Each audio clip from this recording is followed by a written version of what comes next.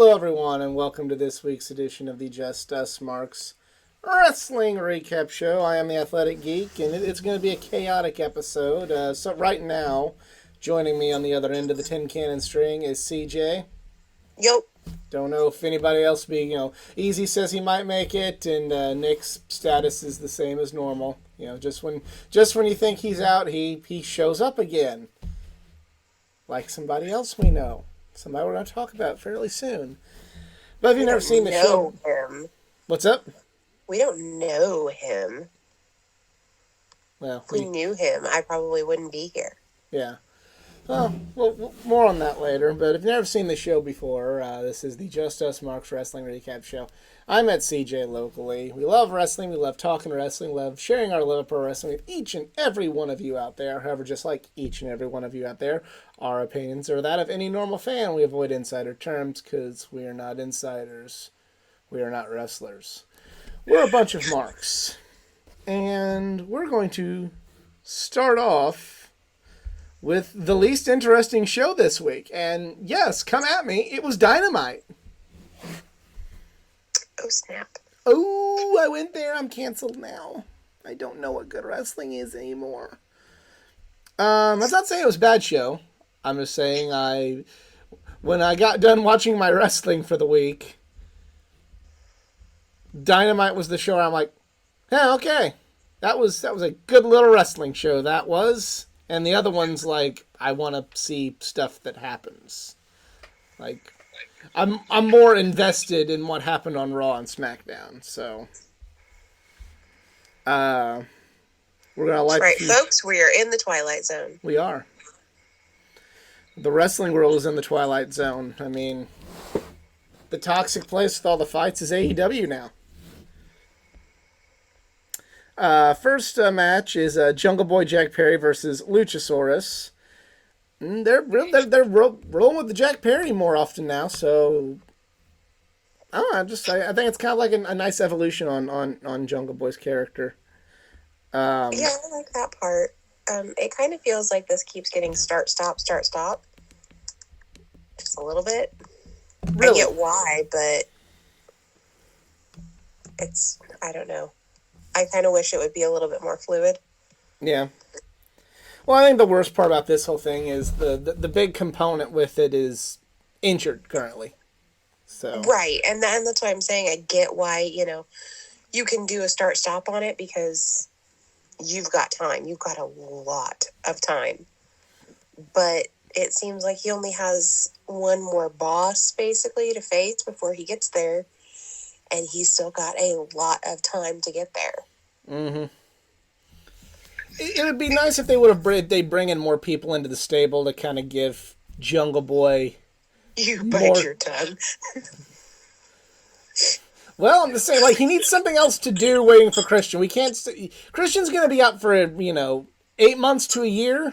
What the fuck is Jack supposed to do? Fucking wrestle Luchasaurus for a year? So, yeah, we need to bring more people into the stable. Okay, well, let's sign 5 more people. Well, pull from your current talent pool.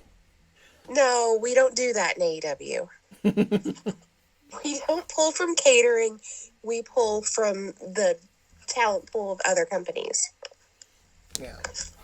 But if you could pull from the talent pool that you currently have, I'm not saying it needs to be a fucking super group, but, maybe something just to,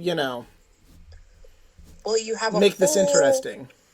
You have a whole stable right now that is kind of like mercenaries for hire with like 7 or 8 guys in it. Yeah. They don't have to be just MJF's mercy for hire, like. Yeah. Yeah, that's true. I mean, that would give you a couple months running through those guys, but whatevs. Yeah. It's not the way of it, so that's fine. Yeah, we don't seem to do that in AEW anymore. Used to, but not so much anymore. But it was a decent match. Luchasaurus did beat Jack Perry, so. War Joe wrestled Nick Camarado and QT Marshall.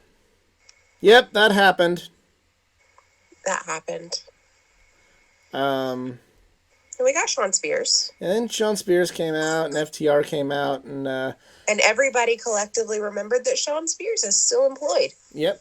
Which means the most important thing, and I really wish Easy was here to talk about this, the Accountability Buddies are back. Best part of the show. Best part of the show.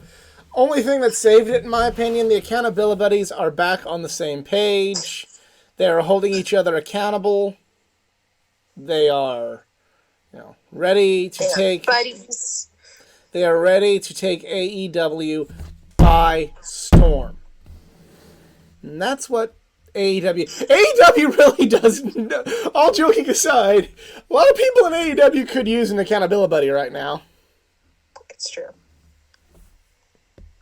A lot of people in AEW could use an accountability buddy. But, Daddy Ass Billy Gunn wrestled Swerve Strickland. I mean, it was a good match for, Billy Gunn being in his late 50s? Yeah.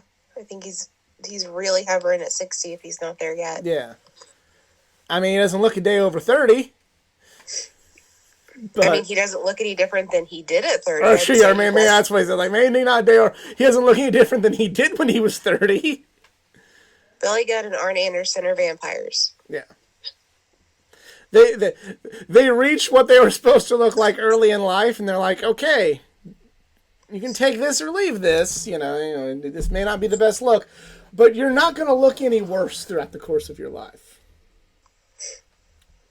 So, this is the best you're ever going to look and the worst you're ever going to look. So enjoy it.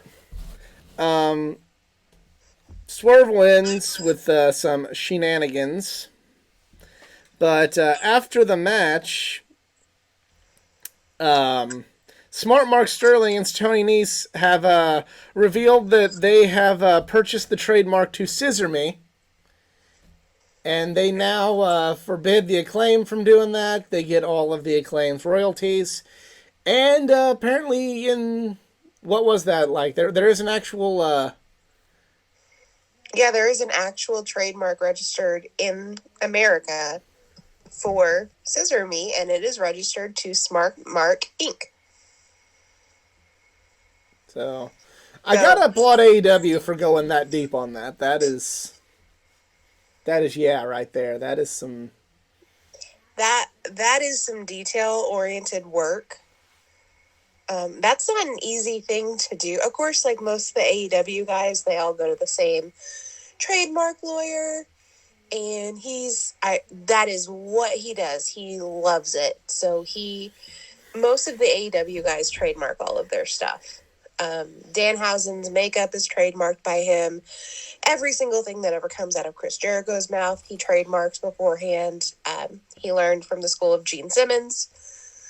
So, it's the same lawyer that did all that stuff, and I do not know who Smart Mark Inc. actually is. But for the storyline, this is great. Oh yeah, because I liked it. Because I was waiting for CJ to destroy all the plot holes in this storyline. Oh no, I can destroy all the plot holes in the actual storyline, but this little detail is fantastic. But this whole cease and desist, like, you can do that, but the big thing about I'm sorry, I'm going to destroy everybody right now. The thing about trademarks is if you can prove that you had it before somebody else, not the trademark, but you were using the catchphrase, you were doing this, or this, you own it. And any trademark placed on it by someone else is null and void. This is how Cody technically could use Cody Rhodes and call himself Cody, because he wrestled, even though his real name is Runnels, he wrestled in high school and college as Cody Rhodes, like in American wrestling, not wrestling, but wrestling. So when WWE said, no, that's ours, that's our trademark, you can't have it, he said, technically, and he could show that tape because one of his matches was televised. And that's how he got the trademark back on his name. He played ball a little bit with WWE just to make it really easy and quick, but he had every bit of that case won. But that's why Brandy couldn't necessarily. Well, she could be Brandy Rhodes because she was something different in WWE. Now it's going to be a little trickier. But yeah, like there's a huge like pothole in the story, but it's fine. Whatever. Next up, we had a Jon Moxley Adam Page promo. This was amazing. Anybody that didn't like that, I'm gonna pull my be an asshole card out and go like, are you stupid? Because, like, how could you not think this was a great segment?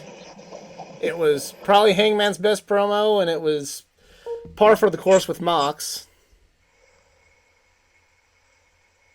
Hello? Hello? Okay, that's there. Thought we were having some audio issues. Hey, Easy's here. Great. There he goes. We're still talking about AEW, sorry. so we can backtrack There to you the go, most. yeah. Sorry I'm late. I saw an exciting football game, a disappointing baseball game, and I got intentionally spun out by Bubba Wallace because fuck him. Yeah. Anyways, yeah.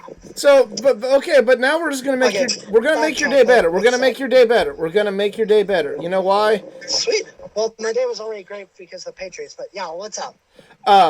Okay, Wardlow and Nick Camarado wrestled QT Marshall, and then Sean Spears came out along with FTR, effectively reuniting the Accountability Buddies. We got to hear your thoughts on this.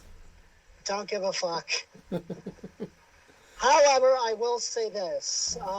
Did we already talk about Dynamite first? We're still on it. We're in it. Or still talking about... okay. Okay, anyways. Well, I actually was... I first loved, like, the emotional speech that he did. Or... Okay, now my mind's drawing a blank. But I am happy that Spears is back. I forgot he did the speech for Rampage, which we could talk about later. But... I'm honestly happy. Although I'm kind of like iffy about like his whole like 10 gimmick again. It's like, I missed the chairman, but anyways, that's whatever. But he got a pretty great ovation, and this is also a message for everybody that you may think that your city is the best at pops, but you watch AEW Toronto and you see what pops look like. So that was a pop. And it's not just our Coke. Well, but most importantly, the Accountability Buddies are back because they're like we said earlier. No. AEW needs Accountability Buddies. Yeah, we got Wardlow now. See, Wardlow can hold Samoa Joe accountable, and Samoa Joe can do the same. So, in other words, he already has an accountability buddy. He moved on. He doesn't need to go back to his ex. Yeah, but it's real accountability. Yeah, but no one. Yeah, notice Sean Spears and Wardlow never got into any real life issues backstage. That's what Accountability Buddies do. Yeah, Wardlow doesn't get into fights backstage because he had an accountability buddy. Mm-hmm. What else did I miss? This kind of. Sorry, my voice is low because I got no voice left. Sounds like me at the All In, the post All In episode. Yeah, this is what happens when hockey season has started. All right, well, Bryan Danielson versus Chris Jericho for the ROH World Championship. There was a swerve, bro, and I don't mean Strickland. Oof. I'm kind of a little conflicted on this though because. Frankly, I would have liked, and I hate pulling a Vince Russo on this, I would have liked a double swerve on this. You know, Daniel Garcia hits Bryan Danielson, then when it looks like Daniel Garcia is going to help out Jericho, no, he smacks him, and he's like, fuck both of you guys, I'm going on my own.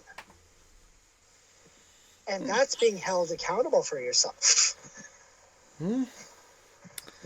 CJ, what did you think of all this? I'm on the line because am I sports entertained by Jericho almost always? Yes. Do I enjoy his segments and the stories that he typically tells? Yes. Am I into this? Not really. Do I dig all of the ROH presence on Dynamite right now? Not at all. Not until we get a TV deal. I thought that that's what we were getting. I thought that was the point. And now we're like just turn Dark into ROH, Tony. Just turn Dynamite into ROH. I'm saying, like, for real, like, just turn fucking one of your fucking umpty million YouTube shows into the Ring of Honor show. It's essentially the same shit with the talent you put on there. Honestly, if they did that, I would probably assume the view count would be actually a lot higher. Because we don't need 3 fucking shows. Dynamite and Rampage are great. Ring of Honor can have its own thing on YouTube. That's what NWA does with Power. Am I wrong? No. Dude, NWA has 2 shows on YouTube. If I'm not mistaken, like, I don't know if Power is still going on right now. No, it is. Yeah, you're right. You're absolutely right. Power on Monday, Ring of Honor on Tuesday. There, you can try to compete with NXT. Yeah. The match was okay. It wasn't as good as their... It was better than their all-out match, but it wasn't as good as their Tournament of Champions match. So... Also not... You guys already talked about the Hangman and... Yes. Best promo of Hangman's career. That's what I call it. And also, people, that's how you sing Wild Thing, you fuckers. That was loud and amazing. And also, can MJF please beat up Stokes Stickley already? Please? I was literally waiting for that.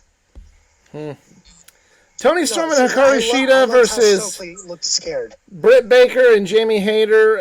This was an okay match. You know, it was not bad. Yeah, it wasn't bad. Like it is good. You know, nothing bad. CJ, what'd you think of this? It was fine. That's kind of unfortunately the status quo with the AEW Women's Division. Oh, it's fine. That's fine. Yeah. Also, you missed a golden opportunity. You could have had a 6-woman match if Bunny was in this, because that's our Toronto girl right there. Meh. Never, no disrespect. Never really enjoyed anything she's done ever. Well, I don't know. Maybe she had a dark match. I don't know.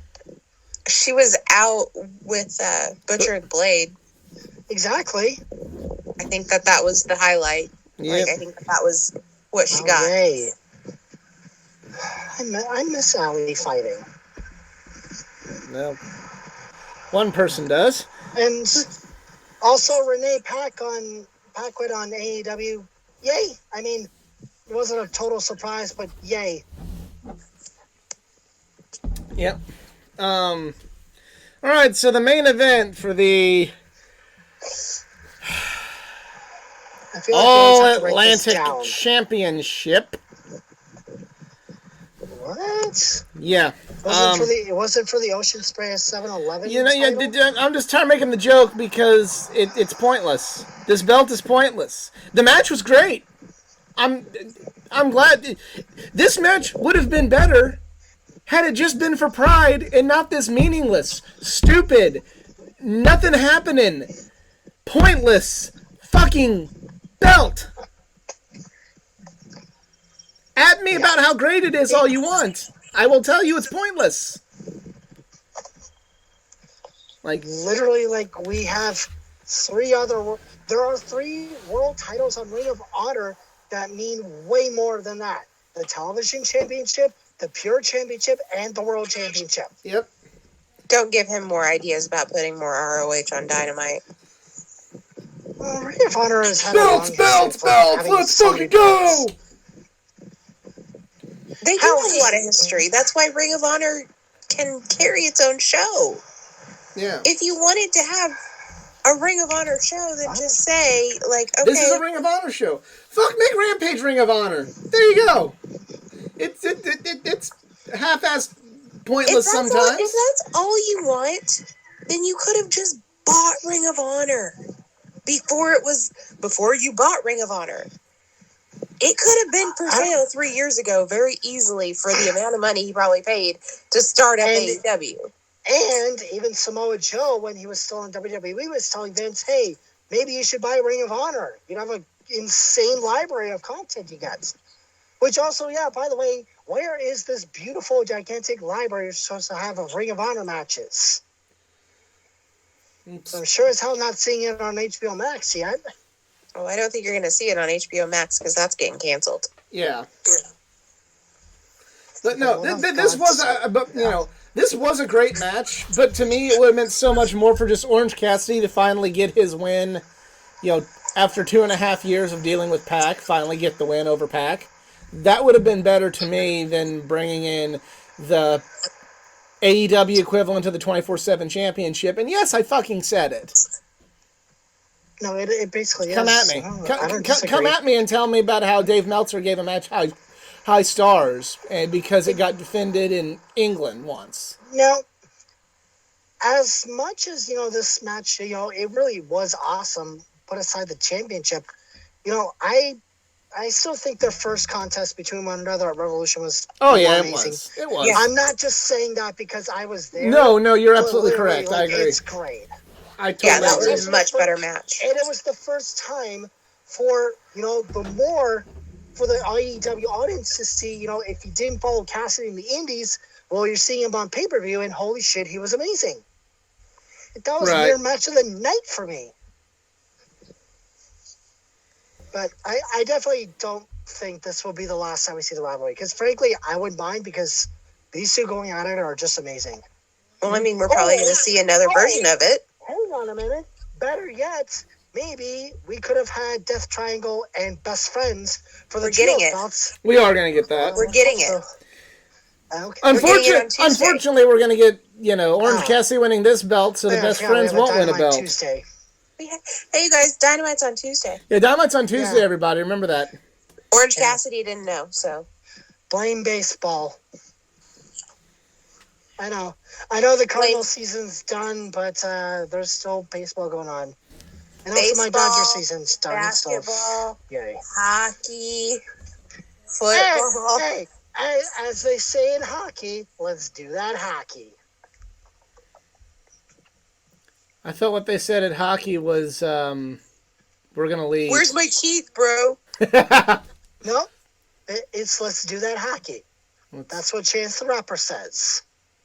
Oh, well, that's. Well, a good- now you really got me lost because you're quoting rappers. If it's not like... It's Again, much like hockey, doesn't- my knowledge of rap remains in the 90s.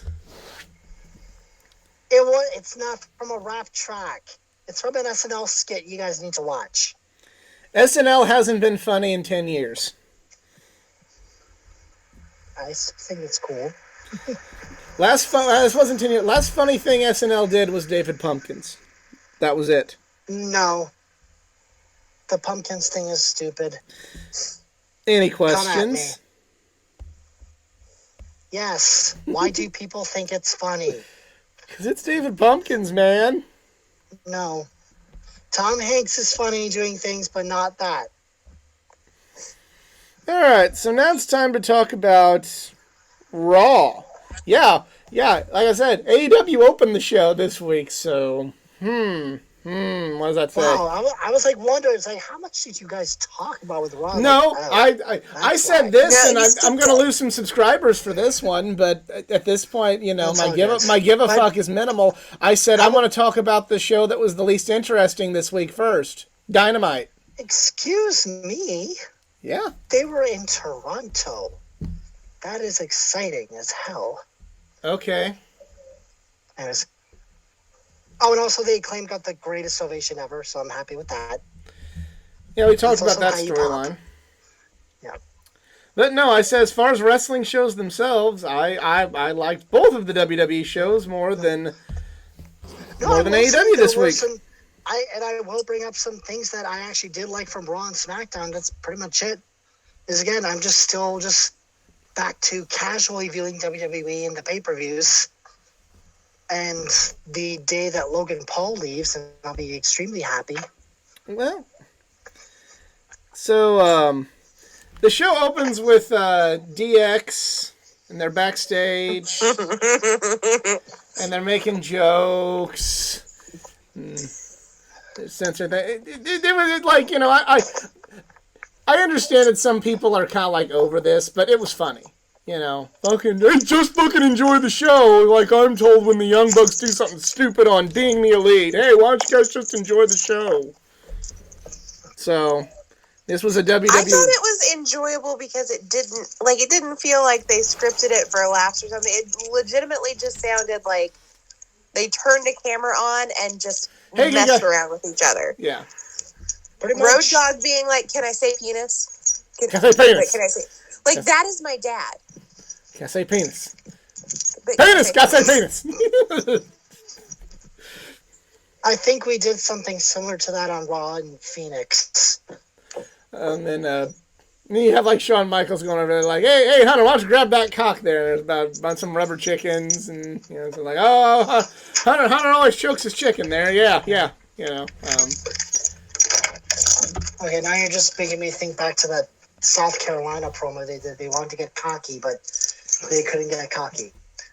They pulled the cock. Exactly.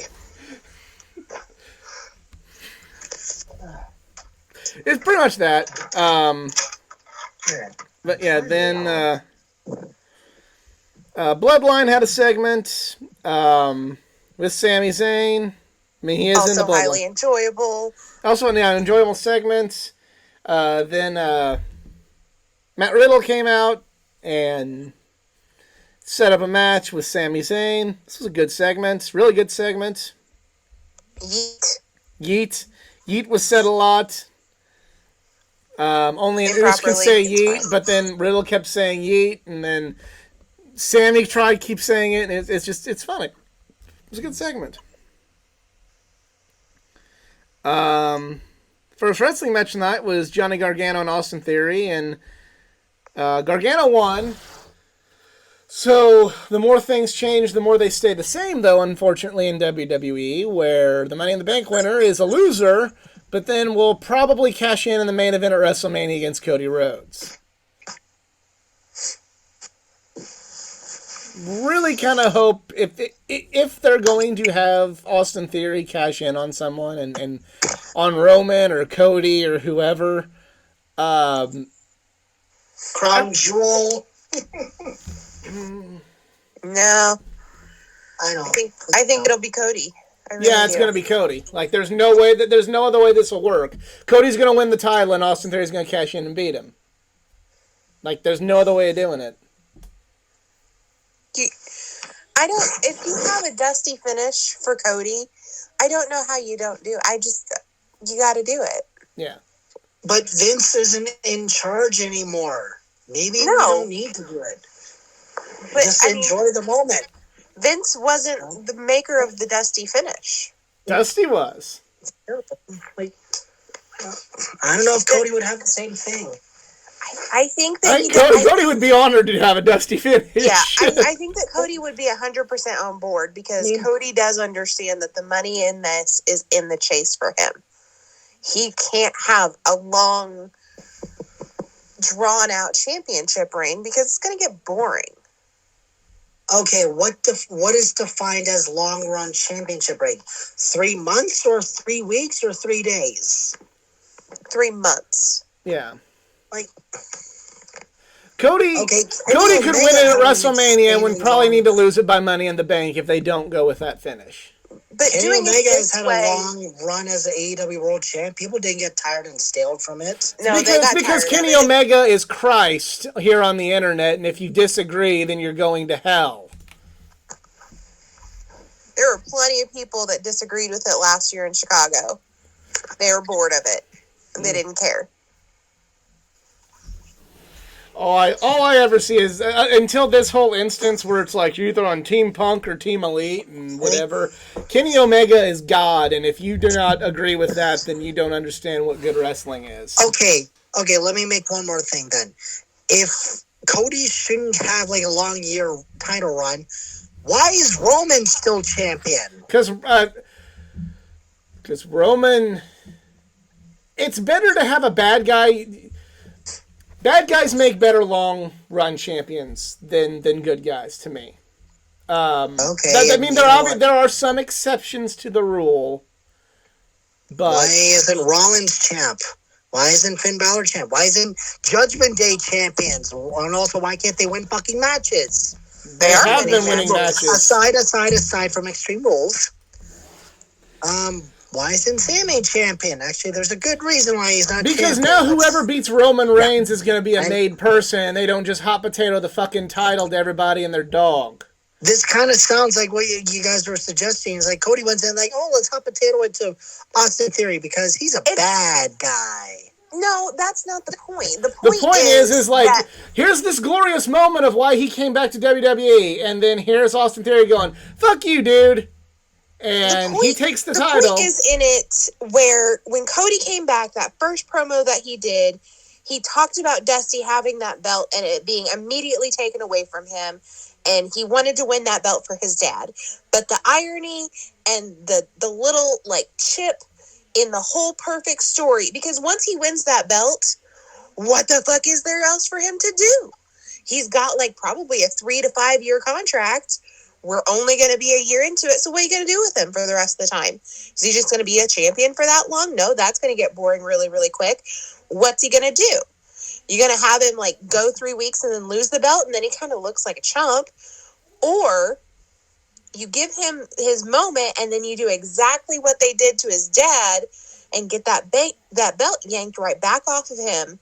He has a legitimate reason why he got beat because he was just in probably a hellacious match with Roman Reigns. So you don't lose anything by doing that to the babyface. Was that the setup they were going with Daniel Bryan then at SummerSlam? Kind of, yeah. Kind of. If that would have actually been the plan for Daniel Bryan, then yes, it would have been good. The problem with the Daniel Bryan situation is that wasn't the plan. The plan was, all right, yeah, we're going to do this so we can shut up your fucking little yes chance and you can just go fuck off. And then you can get the real stars, which is Randy Orton and Batista. And the only problem was that it didn't quite work out. No. Like, there was not... So what if this possibly backfires? I'm only saying this as a possible. If it backfires, then you call an audible and give Cody the belt back and go, here you go. Mm-hmm. So then you just give Austin Theory a moment for like 2 weeks and then it's like, you know what, we made a mistake. Here's the belt back to Cody. Theory, you can go play with yourself at NXT again. There you have a program for it or something. Yeah. There's a lot more things you can do. Basically doing what AEW's been doing, which is just basically, oh, hey, the person that we put every fucking chip we've ever had, we've had in the last year in this basket, turns out he's a giant POS in real life, and, we gotta fucking call an audible and put it back on our reliable hand. That's an HR problem. That is it's an HR problem, but it's like, it's what you got to do. Hey, something isn't working, you switch it. Like, that's how wrestling it works. You can have, and if the story works in wrestling, you can tell a 2-year story and it won't get bad. Like, the Hangman story was good. Okada's rise was good long term. All those things are good, but if it doesn't get over or it's not working out, then you call an audible. And then you switch it.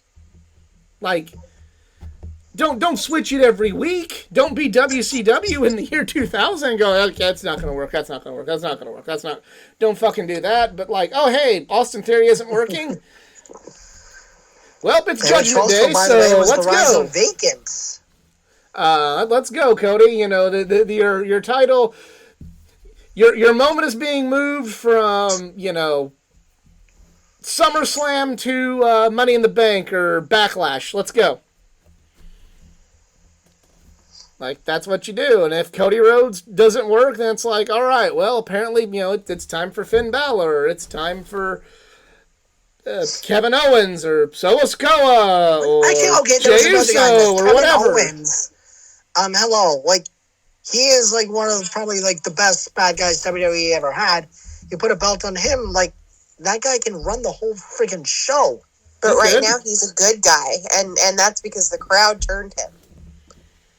They went back to his like fight night dude, like Fight Owens fight, and the original Kevin Owens, and the crowd will not boo him. Mm-hmm. He hasn't even been on TV in a couple of weeks because I think that they're still trying, and it's just not going to work. Plus, I think that there's money in if the bloodline turns on Sammy, Kevin and Sammy becoming a tag team and taking the tag belts off the Usos. Yeah. There's money there. Something that WWE hasn't had in a long time. Money in the tag team division. Mm-hmm. And that Also for a pay-per-view, not like WrestleMania, maybe even the Rumble if Roman doesn't wrestle. We do have Survivor Series, though. Oh, we're getting Blood and Guts. We're getting War Games because... Yeah. But however, it's going to be not like War Games because there's going to be a disqualification rule for escaping the cage. There's going to be a roof on the cage so it will be escapable. So it'll be not War Games. I mean, you could also still have a championship match, or they could... somebody. I honestly, the Bloodline's going to be in a War Games match. I don't know if it's going to be just team whoever or what they're going to do, but you're missing an opportunity to put the Bloodline in a War Games match. Even though WWE War Games is not War Games and it's stupid. Why do you think it's not going to be the Bloodline? I think it's going to be the Bloodline. I just don't know who they're going to be wrestling. I don't know if it's just going to be like team. I think that they're kind of setting it up with like Drew and Sheamus and the Brutes. Or there's also a certain somebody we'll talk about later that might be assembling a team of his own. We'll get to later.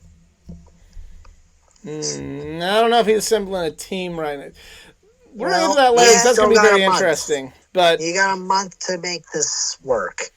Well, we'll talk about that when we get there. Yeah, next match we had on Raw was Chad Gable versus Rey Mysterio. This was a great match. But, kind of all for naught with what we're going to see from Rey Mysterio later. No, it was fine. No, the match was fine, but, now it's like, oh, he beat a Raw person. Well, that's meaningless now. Like, I kind of wish Gable would have won this match with what we saw on Friday night. I kind of wish Gable would win a match. Period. I'm still entertained. Judgment Day came out after that match and called out to AJ, and AJ acted like he was going to join Judgment Day. And then the OC returned. Now this caught me off guard. It caught me off guard too, especially because Carl Anderson is the never open weight champion in New Japan Pro Wrestling currently. And of course, apparently New Japan retweeted the clip. And according to rumor and innuendo, Carl Anderson is still scheduled to make his dates with New Japan Pro Wrestling up to the Tokyo Dome. And another rumor that WWE and New Japan might have a partnership. So I like that. You work with both AEW and WWE in the same year. Yeah, that would be very interesting for New Japan. It would also be... So promotion of the year goes to New Japan just for being incredible. Yeah, or outside of those cooperations, they haven't been very interesting. Somebody who could beat Roman Reigns for the Universal title or whatever? Jay White. How about that? How about no, because he's not a good wrestler. Anyway, Jay White is the answer to the question that no one asked. But anyway, very interesting to see what happens. Also, if New Japan and WWE have a relationship, I kind of doubt that New Japan's going to continue to work with AEW. I feel like stopping that's going to be a provision. Well, they're going to have a problem then because AEW stars have their tag team belts. Yeah. And also, wouldn't that be a conflict of interest? You're working with rivals? No. They're independent contractors. Yeah. It wouldn't be a conflict of interest. It could just be somebody going, "Hey, let's get those belts off of those AEW guys if you want to work with us, all right?" All right. That's like the only thing that could happen is there just be like, "We will not work with you because you work with them. You cannot do that because this is that." It's why the Lucha Bros Well, I could. feel like that's what for WWE instance, there was no conflict of interest, but the Lucha Bros are AAA wrestlers. New Japan has a relationship with CMLL in Mexico, so the AAA wrestlers could not wrestle New Japan people on Forbidden Door. Like, that's kind of where we're at. AAA's got a partnership with AEW as well because of our FTR. Yeah, so that's fine. You know, like, New Japan could still work with AEW despite AEW working with AAA, but, like, the provision might be, hey, none of the AAA guys are going to touch any of the New Japan guys because they value the relationship with CMLL. So you can work around it. There just may be some of these dream matches might be hindered a little bit. You're not going to get WWE versus AEW in Japan. No. Bayley and Candice LeRae had a match. I like Candice LeRae, but Bayley's losing too much for my taste. Yeah, I'm not sure what's up. I'm kind of hoping it's a split going on, but yeah, the whole group just isn't working. You don't think so? I don't think so. There's something missing. I don't know exactly what it is, but there's just... Well, it's because maybe they should be holding themselves accountable. No, somebody needs to be held accountable, but I feel like they've squandered a little bit of Damage Control's momentum, and I think a lot of that is because Bayley has not been winning. Like, again, I cited this when they debuted. I said, you know, when the NWO started, they came in and just started kicking everybody's ass. The NWO did not look weak on TV for about 6 months. Nobody got to the NWO. Nobody. They go to pay-per-views. They would win everything. They would cheat. You know, it wasn't a burial. Like, it was like, oh, they're using their numbers and the advantage and underhanded tactics, so it's not like anybody was being buried. But, you know, you came in, the Outsiders won the tag belts, Hogan won the world title, and they're like, fuck everybody. With Damage Control, like, it started off hot, but then they're like, you know, oh no, Alexa Bliss and Asuka got to them. Oh no, they lost this match. And it's like, well, you're not going to be a dominant faction if you lose all the time. Hogan was a douchebag, and Hogan held people down, but you wanted to portray Hogan in the NWO as a threat, he had to win. Gotta do the same thing with Bayley or it's not gonna work. Well, I'm especially getting beat by, like, Alexa Bliss and Asuka. They were good wrestlers, but they weren't featured before, like, for a really long time, so they didn't have a whole lot of credibility built back. Yeah. You got stomped by newbies, too. Hate to see it, but... next we have The Miz's birthday with the return of CJ's least favorite trope. Somebody wearing the cake that's in the ring. Somebody awkwardly stumbling over to make sure she got her face in the cake. How do you botch a cake? Ask Maurice. Ask Maurice. Apparently she had a nip slip too, and we missed that. Damn it. I mean, oh, that stinks. Something else that's kind of losing steam for me is Dexter Lumis and The Miz. Like, it's jumping the shark. Yeah, I'm ready for the payoff. I want to find out what is his beef, what he did, something, because this is getting old. Guys, I'm telling you, it's simple.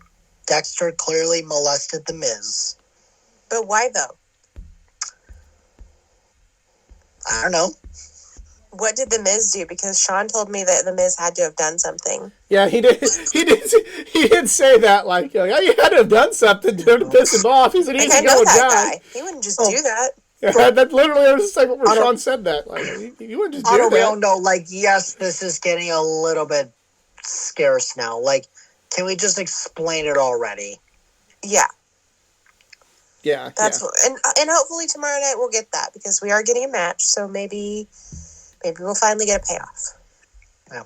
Also, no other place but WWE fans will chant "Eat the cake." That is just amazing. Next match.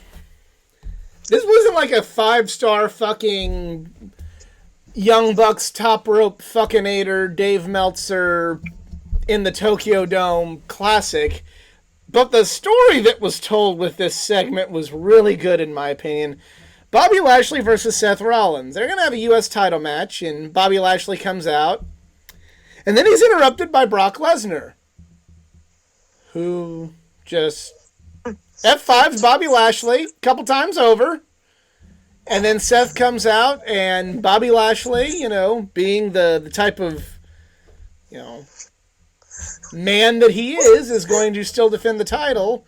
And he shows heart and tries to fight back, but he just got F5 by Brock Lesnar twice, and he couldn't fight, so Seth Rollins wins the title. I saw so many people fucking butthurt about this on Twitter, and I'm like, you're fucking telling a story, you numbnuts!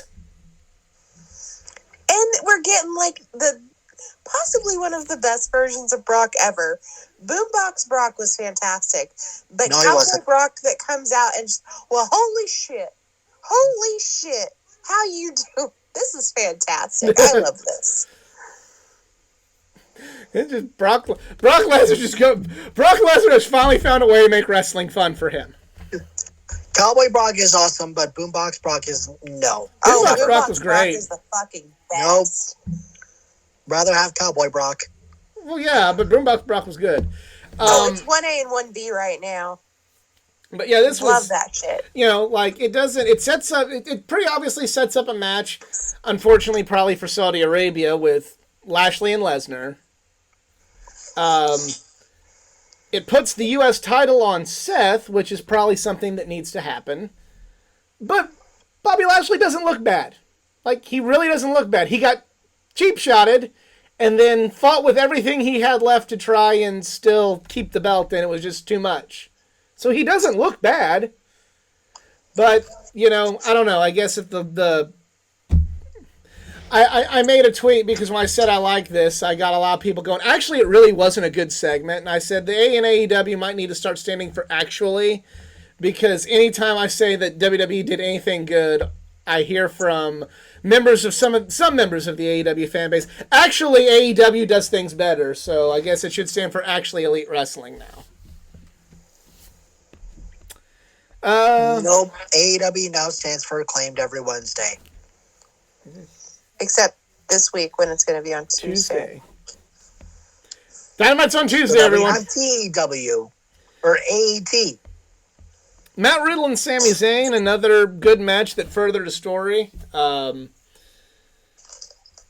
Zayn kind of called off the Usos because he wanted to do it on his own, and then, Jay, who hates Sami Zayn's like, all right, I didn't want to help you either. And then whenever Jay was given opportunity to probably help later, he didn't. And then Sami Zayn lost the match, and he's like, you said you had it. So, Are we just gonna go for like a X-Pac betrays Kane, saying like you think you want to join DX or something? well, he's already joined. He's the honorary use. Yep. He's the honorary. He's there. He's there, man. I got the shirt and everything. I own it. I wore it last He week. and Roman have bonded. Yeah. So that means they're accountability buddies or whatever. They're not. Sammy does have to hold Jay accountable. Yes. yeah. So technically the they are man. accountability buddies. Yes. There you go. I'd rather be behind that than Wardlow Spears. Absolutely not. So we have the DX reunion. This wasn't anything special. It was like the most basic of basic segments.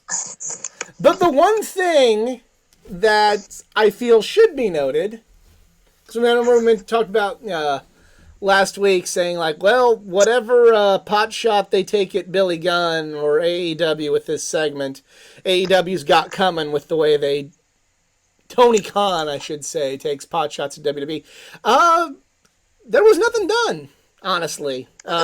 they kind of played the hits. When Road Dogg, minus Corey Graves saying Billy's working with office supplies, which I thought was clever. And Yeah. Shawn Michaels, I mean, it wasn't a shot at like working for a downgraded company. Oh. It's just it was just a comment about the scissors. yeah, there's over there working off Like supplies. I didn't take it as a pot shot. Yeah. I'm sure some people did because, again, kind of one thing I'm starting to really irk me about the AEW fan base is you didn't say whatever AEW does the greatest thing ever. Oh, you must hate it. Even Shawn even held up the scissors. There's a picture of him when they do that. He just goes like this. So, yeah, it was... wasn't anything special. No physicality, no confrontation. It was literally just, hey, how you doing? We're DX. They didn't mention China, which was cool. thank I goodness. liked that a lot. Yeah. Mentioned China. So, yeah. And when are we going to get China in the Hall of Fame, please? And thank you. Just as her own. I don't know what they're going to do with I that. hope for it, but I won't hold my breath. I think the best we're going to get is China as part of DX. Like, are they just still butthurt that she was in porno? Like, okay, and? No, that had nothing to. No. That's not why. Okay, just. It was more about the drug usage and downhill spiral that she went on before she died than anything. But Hogan, Macho, Macho, Superfly, Ultimate Warrior, Eddie. Eddie got clean. You go on. Yeah, Eddie got clean before his death. Hogan was removed from the Hall of Fame during his worst time. For all intents and purposes, Macho Man was clean and just had a heart condition when he died. Warrior, I can't really answer that one. There wasn't a cloud of like real controversy. Snuka, is he even still in there, or did they distance himself from Snuka? I don't know. Snuka has silently been kind of. They don't ever remove. They just don't talk about who is on when that happens. They just don't mention the Hall of Fame connection, and that's basically where Snuka's at too. The But O.J. none Simpson of those approach. people kind of publicly talked about the boss's daughter breaking up her relationship with a superstar either. There was a problem there. Yeah. We were also talking about a woman. So And unfortunately, also with China, from what I've gathered, and maybe it changed, and I certainly hope it did for China's sake, she kind of had like a turbulent relationship with like her family and people around her, and wasn't really close with anybody anymore. So there could also be some like logistic problems, like, okay, who accepts China's induction if she wasn't speaking to her mother or her sister or anybody like that? Like, she wasn't married, she didn't have children. Well, there was a problem with her estate anyway, because when her mom and her sister went to claim everything, it looks like her boyfriend / manager had everything signed over to him, which is why we don't see a lot of like China documentaries or stuff like that. She was actually working on a documentary with him when she died. He filmed it because he's a fucking demon. Yeah. So there's something else that might be like, hey, we induct China on our own. Then this asshole gets to like do the induction, and get the ring, no. And get any kind of get royalties money. or money from her. So and maybe, that's something that her mom and her sister have actively fought against for years. So there's some turbulence in the camp that would probably make that not a pleasant thing. As pleasant and great as it would be for the fans, it maybe would be hard to deal with. So having her be honored as part of DX is maybe kind of the best we can get until that is resolved. So now it's I'm happy she got her recognition there. Yes. She was a major part of that, and she deserved that. She did. Yes. So now it's time to talk SmackDown. And it starts with a vehicular assault. There comes out, there was like a car wreck, and there was Karrion Kross and Scarlett, and Karrion's hurt, and then Drew McIntyre starts beating the shit out of him. Good on you, lad. Good on you. And yeah, that is how SmackDown began. Then we went into Kofi Kingston versus Sami Zayn. And Sami Zayn won.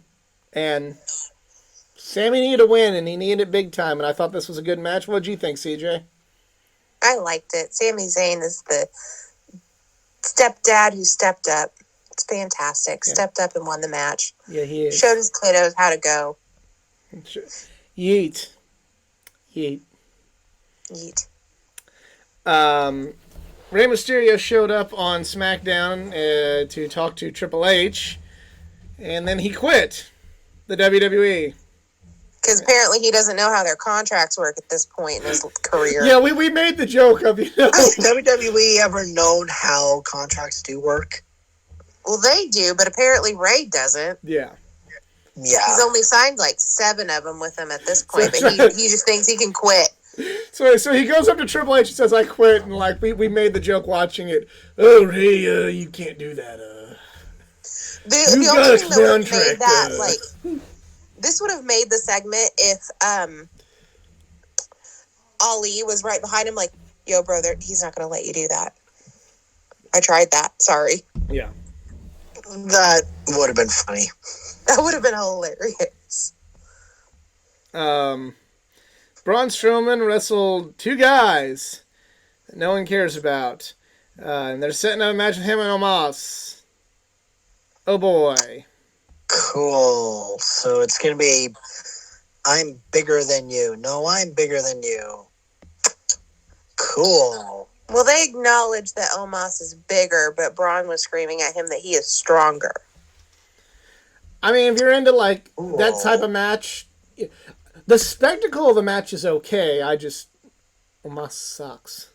Put it in Saudi Arabia and just ta-da. Go put it in the netherworld there. And then Omos can just go away. Yeah. But you know somebody who I don't want to go away is LA Knight, who is back. And he wrestled Mansoor, and LA Knight won, and then he promptly turned to the bad side. Turned on the whole crowd. It was fantastic. Yep. And next up, we had Damage Control versus Roxanne Perez, Shotzi, and Raquel Rodriguez. Damage Control won, which I was happy about, but match itself was okay.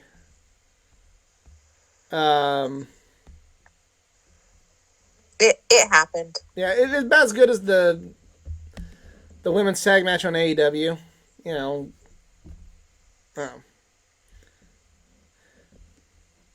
Legado del Fantasma versus Hit Row. And they acknowledged their past Yes. from NXT. So NXT is officially canon now under the Triple H regime. I like it. I like it a lot. Legado del Fantasma won. Then we have number 1 contenders match for the Intercontinental Championship, which, first of all, I want to say, like, how cool is that? Like, finally in WWE. Oh, hey, we're having number 1 contenders matches for the secondary titles, not just That's the random first. shit happens. Yeah. With people who have actually been winning. Yeah, not And just have like, a reason to be in the 4-way. yeah. Well, except for one Maybe person. WWE should bring back the Power 25. I wouldn't know about that, but the match was supposed to be Solo Sikoa, Sheamus, Ricochet, and Karrion Kross. But because Karrion Kross was injured, in order to get Rey Mysterio not to quit, Rey Mysterio was inserted in the match. That's my one gripe. Like, I get it. I understand what they did. It's fine, you know. And Rey's on SmackDown now instead of on Raw. Okay. Like, everybody else had been winning and doing stuff, and then here's Rey Mysterio. It's like, I've been losing all the time, you guys. It's because of my kid, though. Because my kid, though, I couldn't do it. But This is a really good match, and Rey Mysterio won. Which means we're going to get Rey Mysterio versus Gunther. Which is something I want to see. Mm-hmm. And, I'm actively excited to see that. So, cool. Then finally what we were all waiting for was... This is what I'll be talking about. The Bray Wyatt segment where he come to the ring and cut just a very heartfelt promo.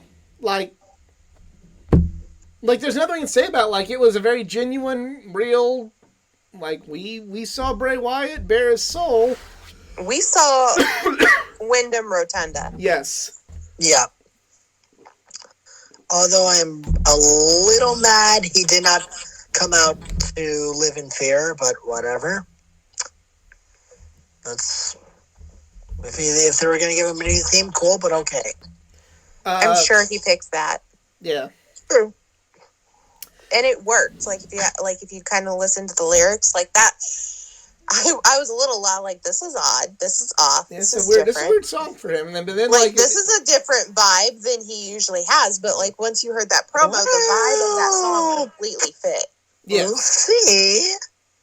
Because as soon as he ended his promo, or was cut off, and then you have Colt Wyatt back-ish. I don't know if he's going to be a cult leader. I think he's more it's kind of he's at war with himself. Mm-hmm. And all the different things he's done and over the course of his career. And I don't know. Kind of like the Three Faces of Foley, then. Yeah, but the Three Faces of Foley were never at war with one another. It was just okay, I'm Mankind. Hey, I'm Dude Love now. Because of this. Or, okay, I need to get hardcore, so I'm going to be Cactus Jack. Or, okay, I'm, He just kind of, depending on what the situation called for, Mick Foley willingly went into a different mold and when he was trying to have a good time and, live his dream, he was Dude. When he was needed to be a little bit darker, he became Mankind. When he needed to be really hardcore, he became Cactus. There was never the faces were never at war with one another. I think the faces of Bray are going to be conflicting with one another. Mm-hmm. Should be exciting. Yes. And that is it for us this week. We want to thank you all for tuning in. If you enjoyed, please give us a like, share, subscribe for more content. Follow me on the social media, facebook.com/athleticgeek89, Twitter athletic_geek89, Instagram athleticgeek89, and I'm on Patreon if you'd like to help improve this channel financially, of course. But with the way I talked about AEW this week, nobody's going to want to do that. CJ, do you have social media? Yes, I have Twitter @CJTMall0. And Easy? Guys, you can follow me at Twitter at ERIKZARINS. And if you want me to suffer more like my voice is, me and Geek will be watching Halloween Havoc soon for Geeking Out Podcast. Yes. Yes, that'll be coming up next week. Yeah. 2 part of that. It's when the man becomes the monster. We don't mean scary monsters. We mean a fucking monster truck. Man versus machine. The man turns into the machine, and the machine turns back into the man. It's gonna be great. Hey, CJ, are you sure you don't want to watch this? You feel like you're gonna miss out? 100%. Yeah. Or you can just watch the show with us, but you don't have to watch the main events. Oh, I've watched the show before. It's cool. Okay. Yeah. You know how much fun we had during Fall Brawl? We're going to be a different type of fun. But join us, won't you, on the Geeking Out podcast. But for CJ and Easy, I'm the Athletic Geek. We're just Marks, and we're out. Have a good one.